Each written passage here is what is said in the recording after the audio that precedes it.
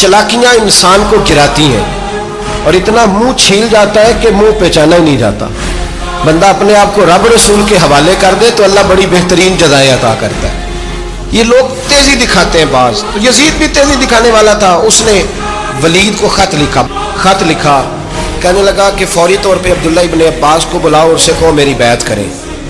ये जो बैत होती थी ना, ये भी सुन ले क्या होती थी। ये बैत हलफ होता था, हलफ कि मैं अल्लाह रसूल के नाम पे हलफ देता हूं कि मैं यजीद की इताअत करूंगा, मैं उसके खिलाफ कोई बगावत नहीं करूंगा। कोई ये बैत लोग समझते हैं कि बस हाथ पकड़ने का नाम बैत था।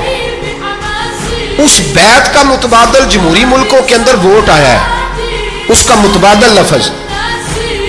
तो कहा बैत करें, हजरत अब्दुल्ला इब्ने अब्बास को भी बुलाओ, अब्दुल्ला बिन जुबैर को भी बुलाओ, इमाम हुसैन को भी बुलाओ। इमाम हुसैन आधी रात के वक्त बैठे थे मस्जिद नबी में, चूंकि पांचों नमाजों की आप इमामत करते थे। हुण अल्लाह खैर करे, जेड़ा नमाज पढ़ायो मौलवी तो जेड़ा टल पायो पीर, जेड़ा महीना ना नहाए छोटा पीर, तो जेड़ा 6 महीने ना नहाए बड़ा पीर। कहते बाबा पहुंचे हैं, कड़े छड़े जो पहन लिए। भाई इमाम हुसैन तो नमाजें पढ़ाते थे, मौला अली तो नमाजें पढ़ाते थे, मस्जिद के खतीब थे। अब इसको तो मौलवी कह दिया जाता है बेचारे को। तो मलंग कौन होता है जी? कहते जेड़ा कपड़े घट पाए। क्या तमाशा है, कौम जिधर दिल करता है निकल जाती है। इमाम हुसैन नमाज पढ़ा के शाह की बैठे थे जनाब अब्दुल्ला बिन जुबैर। अब्दुल्ला बिन जुबैर कौन थे? ये नबी पाक सल्लल्लाहु अलैहि वसल्लम के पोते थे और जनाब सिद्दीक अकबर के नवासे थे, हजरत अब्दुल्ला बिन जुबैर। और जनाब जुबैर बिन अवाम अशरा मुबशरा से अभी हैं, उनके बेटे। बहुत जीरक आदमी थे, ये भी इमाम हुसैन के पास बैठे।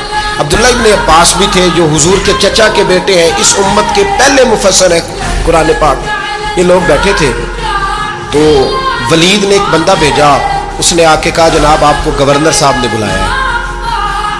तो अब्दुल्ला बिन जुबैर कहने लगे हुसैन इस वक्त बुलाने की बात समझ में नहीं आई। तो इमाम हुसैन बड़े बसीरत वाले थे, अल्लाह ने बसीरत दी थी। कहने लगे अब्दुल्ला आपको समझ नहीं आई, मुझे समझ आ गई है, अमीर माविया विसाल कर गए और ये हमें जो बुलाया गया है ना, ये यजीद की बैत के लिए बुलाया गया।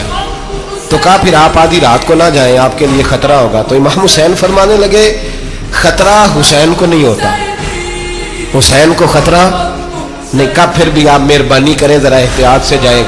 तो जनाब अब्दुल्ला इब्ने जुबैर ने, अब्दुल्ला इब्ने अब्बास ने 14 बंदे नेज़े दे के, तलवारें दे के इमाम हुसैन के साथ भेजे और कहा कि इमाम हुसैन अगर उसने कोई गलत मलत बात की ना, जबरदस्ती बैत करने का कहा, तो आप बस कोई एक बात ऊंची आवाज में कर देना, ये सिपाही पीछे आ जाएंगे। इमाम हुसैन उन 14 बंदों को लेकर गवर्नर हाउस पहुंच गए।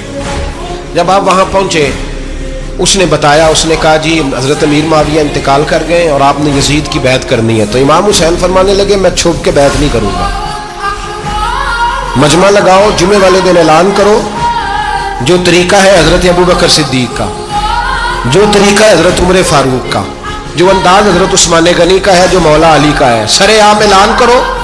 अगर सारी दुनिया यजीद की बैत करेगी तो मैं भी तैयार हूं। तुम मुझसे बैत लेके फिर लोगों को बताना चाहते हो कि हुसैन बैत हो कर रहे हैं, तो तुम क्यों नहीं कर रहे?